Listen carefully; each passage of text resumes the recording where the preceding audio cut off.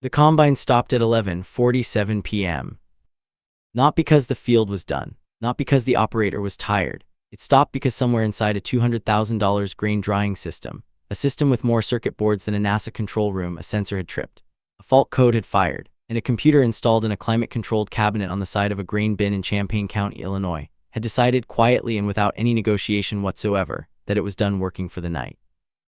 The grain was still wet, the bins were half full, and the forecast said rain by Thursday. Dale Morrow stood in the dark beside that grain system, still warm from the day's drying runs, and he looked at that blinking red fault light the way a man looks at something that has just betrayed him. Slowly, without surprise, but with a grief that had been building for 3 years. He reached into the breast pocket of his canvas jacket, pulled out a folded piece of paper, and he made one phone call. Let me tell you about the fall of 2003 in Champaign County, Illinois. October had come in warm that year, deceptively warm, the kind of October that tricks a farmer into thinking he has more time than he does. The soybeans had stretched their season, held moisture longer than the charts predicted, and the corn, God bless it, had been slow. It had been a year of small delays stacking up into one enormous problem. Champaign County sits in the dead heart of central Illinois, table-flat, relentlessly fertile, the kind of landscape where the sky takes up 3/4 of your vision because the earth offers nothing vertical to interrupt it. The grain elevators are the cathedrals out here. The co-op in Rantoul, the ADM facility off Route 136. These are the landmarks. These are the places that matter. In 2003, corn prices were sitting around $2.20 a bushel. Not glamorous, not enough to absorb mistakes.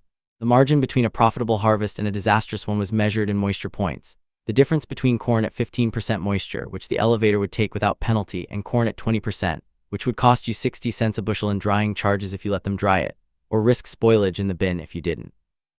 Moisture was everything, timing was everything, and the window, as any central Illinois farmer can tell you, closes fast. The fields around Dale Morrow's 1,100-acre operation off County Road 500 East were heavy with corn that year. The stalks stood high, dry enough to rattle in the wind, but the kernels were still holding. The air smelled of dust and diesel and the faint sweetness of cut silage from a neighbor's field 2 miles east. Nighthawks had been diving over the harvested rows at dusk, picking off the insects stirred up by the combine. It should have been a beautiful harvest.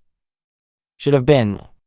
Dale Morrow was 54 years old in 2003, though he looked older in the way that farming ages a man not by breaking him, but by writing everything he'd seen directly onto his face. He had inherited 480 acres from his father, Raymond Morrow, in 1986, when Raymond's knees finally said enough and his heart said the same thing 6 months later. Dale had expanded slowly, 80 acres here, 120 there, always careful, always watching the interest rates the way a physician watches a pulse. By 2003, he was farming 1,100 acres with his son Kevin, 26 years old, who had come back from 2 years at Parkland College with an agronomy degree and strong opinions about variable rate seeding. Dale respected the opinions, he didn't always share them. He was a man who fixed what broke before he replaced it. His shop, a concrete-floored, corrugated steel building south of the house, held a drill press, a stick welder, 2 parts washers, and a shelf of Chilton manuals organized by year. He had rebuilt the engine on his 1979 John Deere 4440 twice. He had kept his 1992 Case IH 1660 combine running years past what the dealer thought was reasonable, patching and cleaning and calibrating it through 7 harvests without a major failure.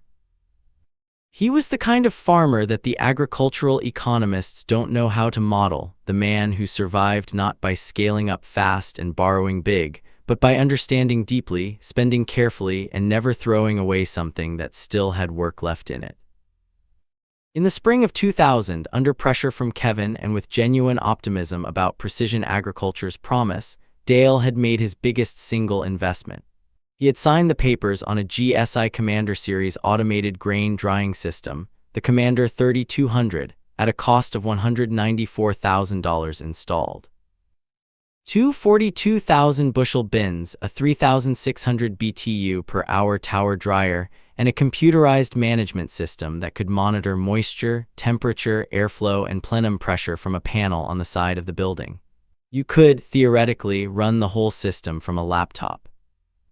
Kevin had loved it, Dale had been proud of it, even if the pride carried the quiet weight of debts. For 3 years it had worked. Not perfectly, there had been a control board replacement in the spring of 2001, a plenum sensor swap in the summer of 2002, but it had worked. They had moved 140,000 bushels through it the previous fall without a serious interruption. 2003 would be different. Let me pause here and ask you something. Have you ever met a man who, the moment things went wrong for someone else, found a way to make it about himself? A man whose sympathy had a timer on it, who could listen to your problem for about 45 seconds before the conversation drifted, somehow always, back to what he had. Champaign County had one of those. His name was Garrett Phelps. He farmed 4,200 acres, cash-rented mostly, across the northwest corner of the county and into the southern edge of Ford County. He was 41 in 2003, still young enough to have the energy of ambition but old enough to have confused ambition with wisdom. Garrett Phelps drove a 3/4-ton Chevrolet Silverado that was never dirty, which tells you something about how he spent his time during harvest. He wore a Decalb seed cap that had been washed so many times the logo had faded to a ghost. He smiled easily and laughed loudly and had an opinion about every piece of equipment anyone in the county operated, and the opinion was almost always the same. Newer was better, bigger was smarter, and anyone who disagreed was behind. His grain handling system was a point of particular pride. In 2002, Garrett had installed a complete GSI Commander 4800 network, 2 systems, 4 bins, 210,000 bushels of total storage. Total investment north of $380,000. Finance through Agri-Finance LLC at terms he never disclosed but implied were favorable. The system was managed by a touchscreen controller in a heated office inside the bin complex. He had shown it to every farmer he knew. Dale, he had said at the co-op in Rantoul in the spring of 2003, in front of 6 other farmers drinking coffee at the long table near the window, you really ought to think about upgrading that Commander 3200 of yours. That's the 2nd generation. We're on the 4th generation now. The moisture calibration algorithms alone, the difference is night and day. Dale had nodded, said the 3200 had been working fine. Garrett had smiled the way people smile when they're being polite about your limitations. He wasn't a villain in the cinematic sense. He hadn't stolen anything. He hadn't cheated anyone. But he was the kind of man who, when someone else's machinery failed, would show up not to help but to observe and to be observed observing. The kind of man who kept score in a game the other person didn't know they were playing. The morning of October 14, 2003, Garrett Phelps drove past Dale Morrow's operation on his way to the elevator. He saw the red fault light still blinking on the Commander 3200 panel. He slowed down. He did not stop, but he looked. And that evening at the co-op, he mentioned it to 3 people. The GSI service line had a 4 to 6 business day turnaround for non-emergency calls in October of 2003. This was harvest. Every service call in central Illinois was an emergency. The regional technician, a man named Doug Schieffer out of the Bloomington office, was already booked through the end of the week. Dale called at 6 a.m. on October 15th. Doug said the earliest he could make it out was October 20th. The forecast showed rain arriving the 18th. Dale explained this calmly.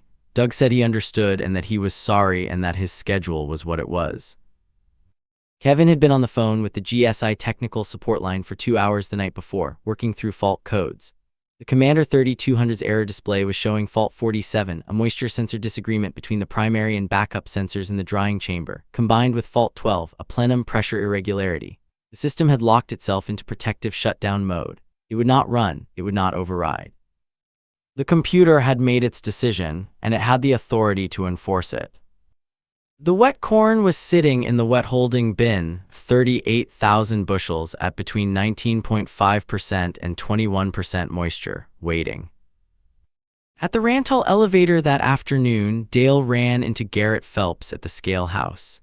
Garrett was there in his Silverado, logging a load of soybeans. He saw Dale's truck and rolled down the window. "Heard your commander locked up," Garrett said, not unkindly, but loudly. The scale operator was listening. 2 other trucks were idling behind Dale's. "Working on it," Dale said. "What fault code?" 47 and 12. Garrett shook his head slowly, that theatrical, sorrowful headshake of the experienced man witnessing the predictable failure of someone with inferior equipment. Third-generation Commander had that issue. GSI never fully patched it. That's why we went to the 4800 series. He paused. How much you got in the holding bin? 38,000 bushels. Garrett let out a low whistle. And rain coming Thursday. He looked at Dale with what appeared to be genuine concern, but was doing the work of something else entirely. You might be looking at some real shrink if that corn sits wet. What are you going to do? Going to dry it, Dale said. On what? Garrett asked, and there it was, the small, gleaming knife of a question. Your system's down. GSI won't be out for what, 5 days? Doug Schieffer's backed up all the way to Kankakee.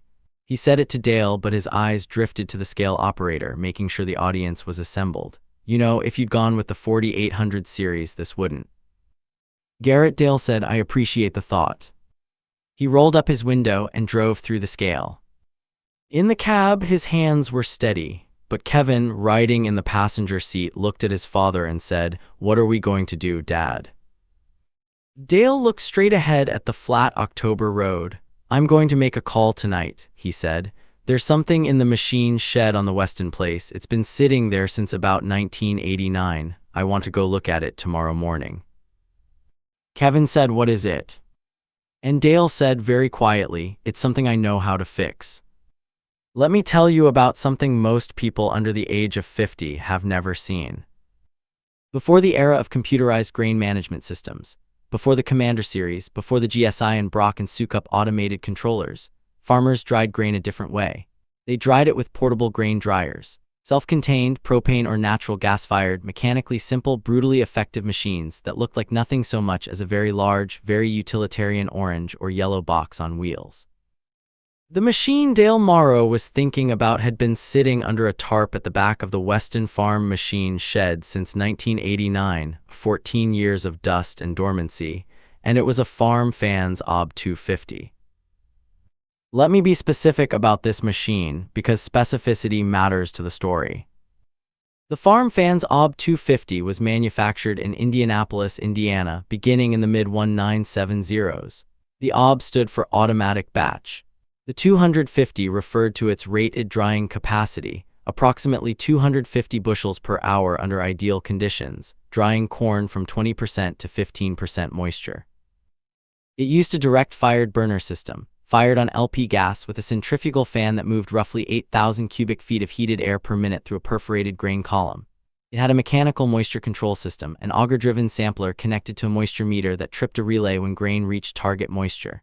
No computer, no circuit boards, no fault codes, a thermocouple, a relay, a motor, and fire. The Weston place was 2 miles north of Dale's operation. Harold Weston had died in 1997, and his widow Margaret had been renting the ground to a neighbor. The machine shed held Harold's old equipment, a 4430 John Deere, a disc, some planter parts, and the Farm Fans OB 250, still on its transport wheels, still connected to a 500-gallon LP tank that hadn't been filled since the Clinton administration. Dale had known about it because Harold Weston had been his neighbor for 30 years. And Dale had helped Harold repair that dryer in the fall of 1988, had spent 2 evenings in Harold's shed with a wiring diagram and a multimeter, tracing a fault in the burner ignition circuit. He remembered the machine the way you remember something you fixed with your own hands. The morning of October 16th, Dale and Kevin drove to the Weston place in the pre-dawn dark. The shed smelled of old grease and mouse nests and the particular dusty cold of machinery that has been sleeping. They pulled the tarp off the Farm Fans OB 250 with the gravity of men uncovering something that still mattered. Kevin walked around it with a flashlight. He was quiet for a long time. Then he said, Dad, this thing is from the 80s. 1987, Dale said. Harold bought it used in 87. Does it run? Dale was already crouching by the burner assembly, running his fingers along the gas manifold looking for cracks in the flex lines, checking the igniter tip. He stood up and walked to the motor housing and checked the capacitor leads. He pulled the fan belt and looked at it in the flashlight beam, cracked but not broken. It will, he said. That was all he said. But Kevin, watching his father's hands move over that machine in the dark, understood something for the first time about the difference between knowing and owning. His father didn't own this dryer, but he knew it. and in farming, knowing is worth more than the purchase price. Dale asked Margaret Weston's permission that morning by phone. She said of course. She said she was glad if it could be useful. She said Harold would have liked knowing it was still running. They spent that day, October 16th, doing what Dale knew needed to be done. New LP flex lines, $47 at the farm supply in Champaign. A new fan belt, $12. The old graphite shaft seal on the wet grain auger was dry and cracked. They packed it with grease. The burner igniter assembly needed a new tip. Dale had a spare in his parts drawer, left over from a different machine, but compatible. The moisture control relay had oxidized contacts. Dale cleaned them with emery cloth until they shone like nickels. They pulled the LP tank out of the shed on a borrowed farm wagon and filled it at the Prairie View Co-op. 320 gallons of propane at 74 cents a gallon, $236.80.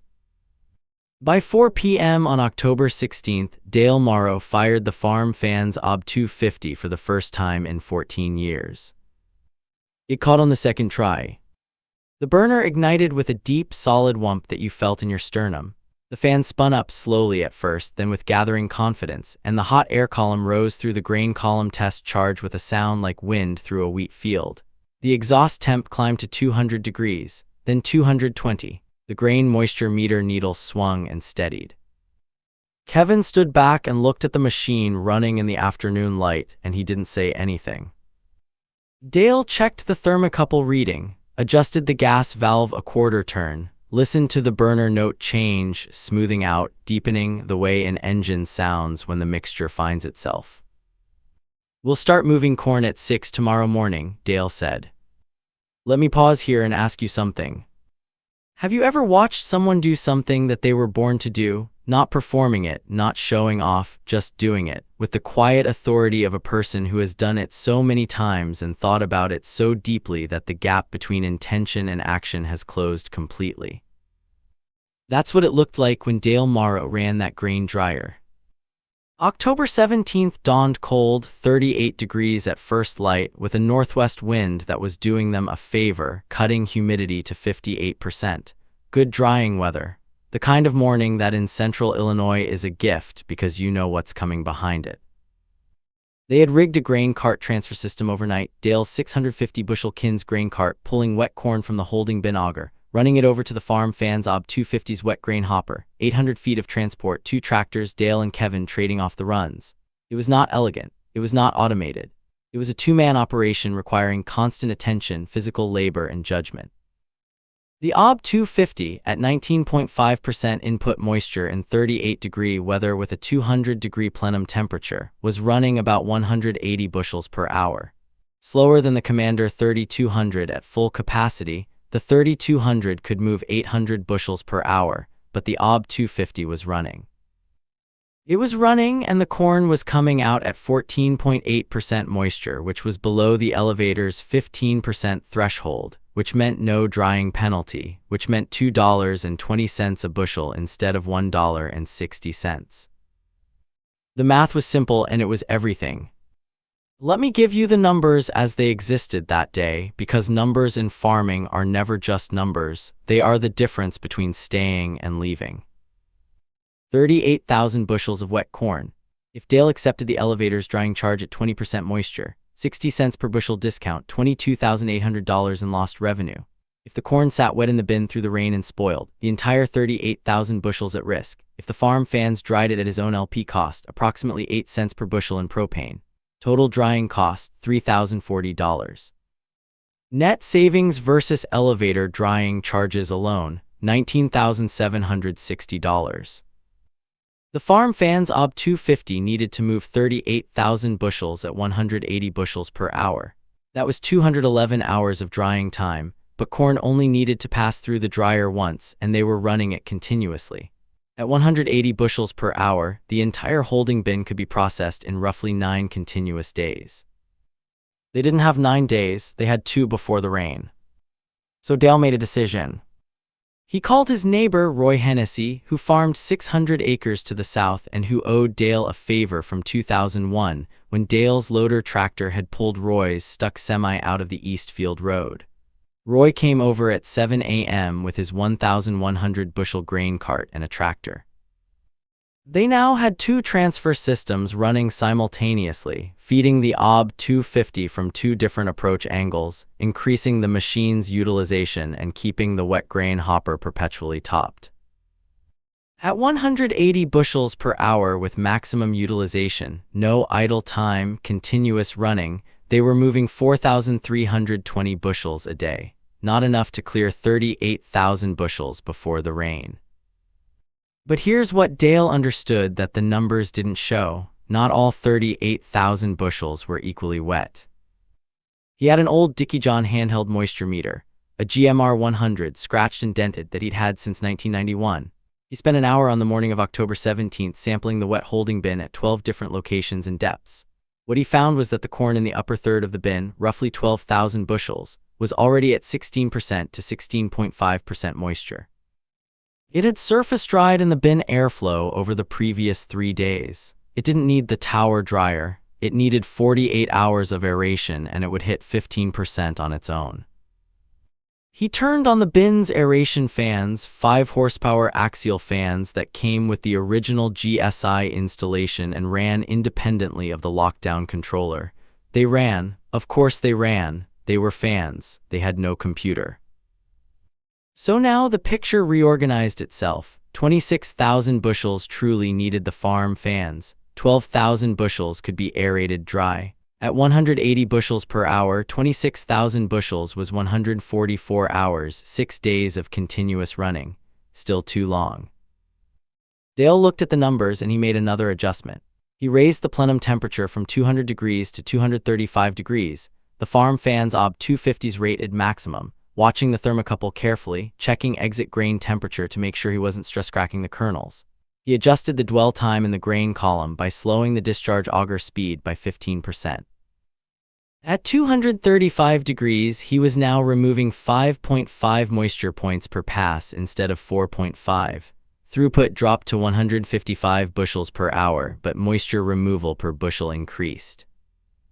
Kevin watched his father do this and said, "Where'd you learn to do that?" Dale said, "Harold Weston, 1988. He ran his OB 250 at 230 degrees all fall and never cracked a kernel. He taught me the relationship between temperature, airspeed, and dwell time. You can't find that in a GSI manual." He said it without bitterness. He said it the way you state a fact about the physical world. By the evening of October 17th, they had moved 2,800 bushels through the farm fans. The machine had not missed a cycle. The burner had not tripped once. The fan belt Dale had installed the day before was running smooth and true. The LP tank gauge was dropping steadily, predictably, honestly. At 9 p.m., Kevin brought sandwiches out to the bin site and they ate standing up, watching the dryer run in the dark, listening to its deep, constant note, the sound of controlled combustion, of physics in service of a man's livelihood.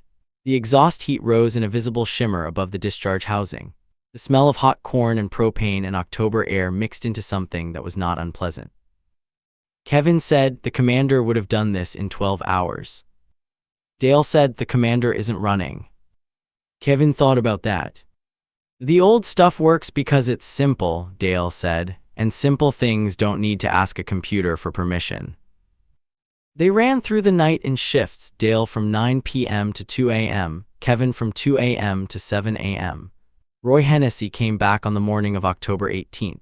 The rain arrived at 3 p.m. that day, a cold, steady central Illinois rain that darkened the concrete apron around the bins and made the harvested fields go gray and soft. But by 3 p.m. on October 18th, they had moved 14,400 bushels through the farm fan's OB 250. The remaining 11,600 bushels that still needed drying were tucked inside the bin, not in the wet holding structure but transferred already protected. The aeration fans were running on the upper bin. The farm fans was still running under the rain, its exhaust housing throwing heat into the cold, wet air, undisturbed and uncomplaining.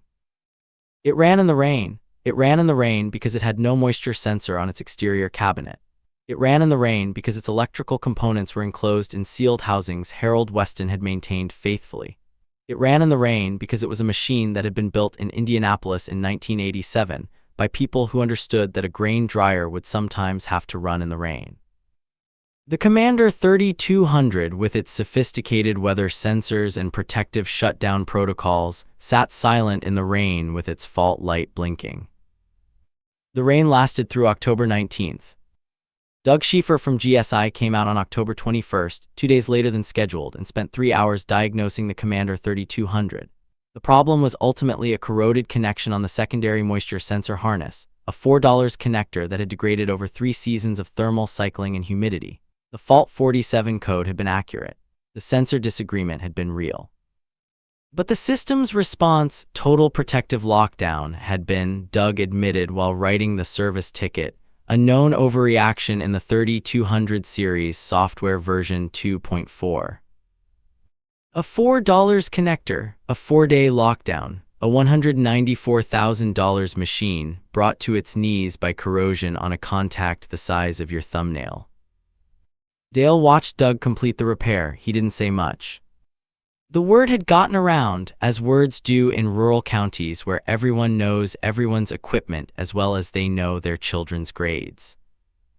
By the time Garrett Phelps heard the full story, not the abbreviated version he'd offered commentary on at the Scale House, but the complete version, the Farm Fans OB 250, the 1987 machine dragged out of Harold Weston's shed, the 2-man operation through the rain, he heard it at the co-op in Rantoul, again at the long table by the window, from 3 different men who had gotten the story from Roy Hennessy. Garrett was quiet through it. He asked a few questions. He nodded. He did not say anything about the Commander 4800 series. He did not say anything about moisture calibration algorithms. He sat with his coffee and he was quiet.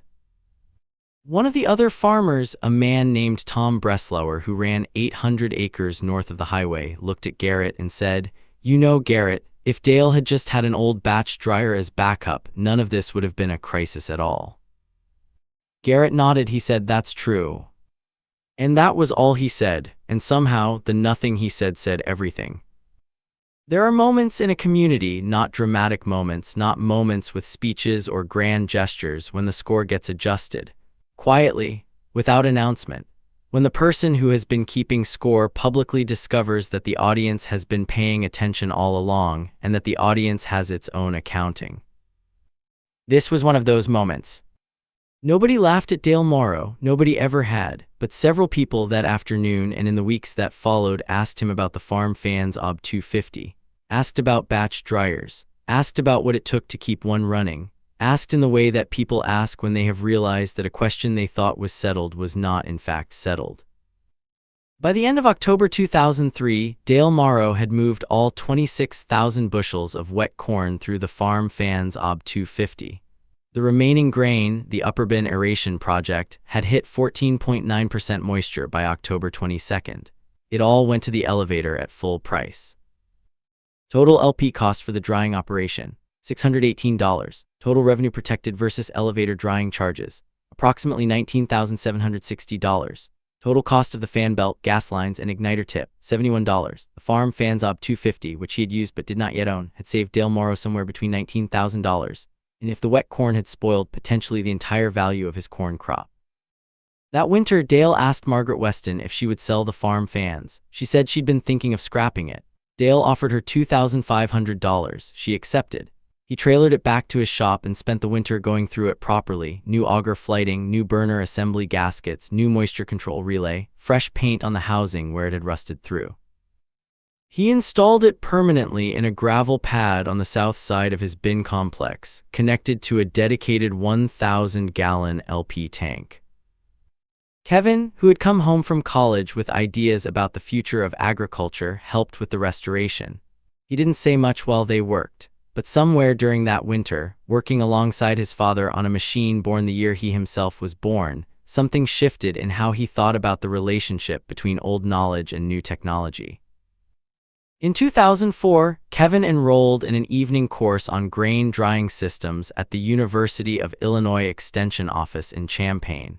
He went not because Dale told him to, but because he had watched what happened when you didn't understand the fundamentals that your expensive equipment was supposed to be managing. The Commander 3200 was upgraded in 2005, new software version 3.1, which corrected the protective shutdown overreaction in the moisture sensor fault logic. Dale paid $1,200 for the upgrade. He also kept the farm fans OB 250 running. In 2006, a farmer named Bill Krug in neighboring Vermilion County had his grain dryer controller fail during the first week of October. His neighbor, who had heard the story of Dale Morrow's 2003 harvest, called Dale. Dale drove the farm fans OB 250 trailer to Vermilion County on a Saturday morning and spent 4 days helping Bill Krug dry his corn. He charged nothing for the machine time. He charged $218 for propane reimbursement and accepted a 6-pack of Old Style and a standing invitation to Bill Krug's pheasant hunting property. In the fall of 2009, Kevin Morrow took over primary management of the farm. He bought a new grain management system, a better spec'd unit, more reliable than the 3200, and he installed it with one standing rule he communicated to the installer, to the GSI service rep, and to anyone who asked. The farm fans OB 250 stays. It stays running, it stays maintained, and if the new system ever locks up during harvest, we know exactly what we're doing. The installer looked at the old farm fans and said, "That thing still works." Kevin said, "Works just fine, fixed it myself." And he'd learned from his father how the batch auger timing affected moisture removal, how to read the plenum temperature against the ambient humidity, how the sound of the fan changed when airflow was restricted. He had learned it the way his father had learned it, not from a manual, but from standing next to someone who knew and paying attention. Dale Morrow died in March of 2018, age 68, of a heart attack, the same as his father, the same as Harold Weston, as if the land exacted a particular toll from the men who gave themselves to it. He was buried in the cemetery at Flatville, Illinois, which is a small place that most people have never heard of, which sits exactly in the middle of the kind of country that feeds the world without being noticed. At the service, Roy Hennessy told the story of the 2003 harvest to a group of younger farmers who had not been there. He told it slowly and accurately, including the part about the connector the size of your thumbnail and the 1987 machine that ran in the rain. Kevin still farms the 1,100 acres. He has a new combine, new planters, new GPS-guided equipment that Dale would have marveled at and respected and probably modified within 6 months. He has a grain management system with redundancy and remote monitoring and an app on his phone. And on the south side of the bin complex, on a gravel pad beside a 1,000-gallon LP tank, the farm fans OB 250 sits, maintained, functional, and ready, painted a deep red orange that Kevin mixed himself to match the original farm fans color from the manufacturer's historical documentation. It has run every harvest since 2003. It has never needed a fault code. Let me leave you with something. We live in an era that is deeply in love with complexity, with systems that can do 100 things, that can optimize and monitor and predict and report. And there is genuine value in that. I am not here to tell you the old ways were always better, because they weren't. The new combines see things the old ones couldn't. The new seed treatments do what the old ones couldn't. Progress is real. But there is a kind of progress that forgets what it was built on. There is a kind of upgrading that discards, along with the obsolete hardware, the knowledge of how things actually work, the fundamentals, the physics, the relationship between heat and air and moisture and time that does not change because a software update was released. Dale Morrow didn't save his harvest with nostalgia. He didn't save it with sentiment. He saved it with competence. Specifically, with the competence of a man who had learned how a simple machine worked and had not forgotten that knowledge when a complicated machine arrived to replace it. The complicated machine failed. The simple machine ran. That's not an argument against complicated machines. It's an argument for understanding the principles that both machines are built on, so that when one fails, you are not helpless. So that the failure of a $4 connector in a $194,000 system does not take you down with it. Let me pause here one final time and ask you something. What do you know deeply? Not what do you own. What do you know? What could you repair with your hands if you had to? What would you be able to do if the automated system said no? Because here is what the 2003 harvest in Champaign County, Illinois teaches us. The most valuable thing Dale Morrow had that October night was not the 480 acres he'd inherited, not the equipment he'd purchased, not even the loan he'd paid down. The most valuable thing he had was the memory of 2 evenings in Harold Weston's shed in 1988, crouching over a wiring diagram with a multimeter, learning how a grain dryer worked. That knowledge cost him nothing, and it was worth everything. Harold Weston never knew that the machine he bought used in 1987, and that he maintained faithfully until his knees gave out, would save his neighbor's harvest 15 years after Harold himself was gone. He never knew that the patience he invested in understanding it, the real understanding, not the operator's manual skimming but the knowing, would outlive him and be passed on and do good work in the world long after he was buried. That's how it goes if you're paying attention. The knowledge you build quietly in ordinary years, in ordinary moments, in sheds that smell of oil and cold air, that knowledge doesn't announce itself. It doesn't show up on a balance sheet. It just sits there, waiting for the night when everything else fails. And then it runs. It runs in the rain, and it dries the corn, and it doesn't ask a computer for permission. To Dale Morrow, to Harold Weston, to every farmer who ever fixed something with his own hands and knew exactly why it worked. Don't forget the old ways. Historical context is real. The Farm Fans OB 250 was a genuine grain drying system manufactured in Indianapolis.